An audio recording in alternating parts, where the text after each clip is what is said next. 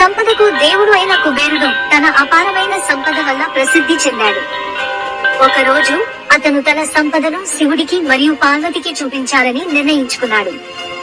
అలా చేయడానికి కుబేరుడు వారిని తన రాజభవనంలో గొప్ప విందుకు ఆహ్వానించాడు. అయితే శివుడు మరియు పార్వతి ఆహ్వానాన్ని తిరస్కరించారు మరియు బదులుగా వారి కుమారుడు గణేశును హాజరు కావడానికి పంపారు. గణేశుడు సమృద్ధి మరియు ఆకలి యొక్క దేవుడు కావడంతో వడ్డించిన ప్రతిదాన్ని తిన్నాడు. కుబేరుడు ఎక్కువ ఆహారాన్ని చేసినప్పటికీ వినాయకుని ఆకలి తీరలేదు. చివరికి గణేశుడు తన సంపద మరియు ఆస్తులతో సహా కుబేరుని ప్యాలెస్ లోని ప్రతిదాన్ని తినడం ప్రారంభించాడు. భయాందోళనకు గురై అవమానానికి గురైన కుబేరుడు అతని అహంకారి నుంచి 7 స్వరూపాలు ఉద్భవించాయి. వీళ్ళే సప్తమాత్రికులు.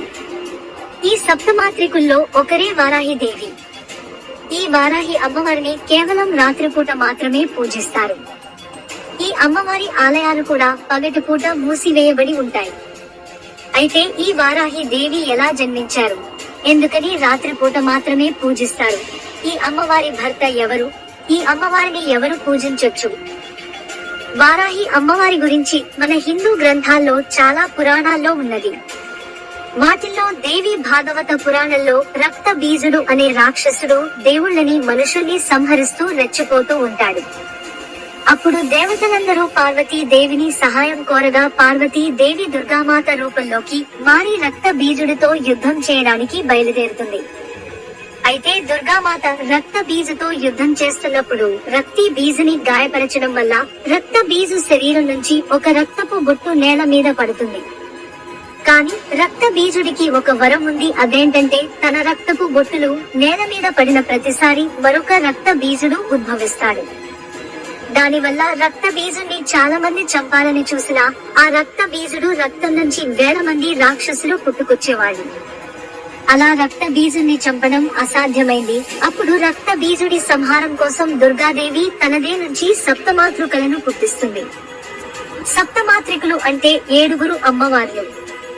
ఈ 7 అమ్మవార్లు కూడా దుర్గాదేవి యొక్క స్వరూపాలే. కానీ ఈ సప్తమాతృకలకు తాంత్రిక శక్తులు ఉంటాయి. ఈ సప్తమాత్రికలు ఎవరంటే బ్రహ్మాణి, వైష్ణవి, మహేశ్వరి, ఇంద్రాణి, కౌమారి, వారాహి, ఇంకా చాముండి. అప్పుడు ఈ 7 అవతారాలు కూడా రక్త బీజుని సంహరించడంలో సహాయపడ్డారు. అయితే ఈ వారాహి దేవి రక్త బీజుని సంహరించేందుకు చాలా ఉగ్రమైన రూపం ధరించి శత్రువుల శవాల మీద కూర్చుని తన పదునైన దంతాలతో అన్ని రాక్షసుల్ని సంహరిస్తూ ఉన్నది. ఆ తర్వాత రక్త బీజుడు దుర్గాదేవితో ద్వంద్వ యుద్ధానికి పిలవడంతో ఈ 7 స్వరూపాలు కూడా దుర్గమ్మలో తిరిగి కలిసిపోయి రక్త బీజుని సంహరించినట్టు దేవి భాగవతంలో ఉన్నది.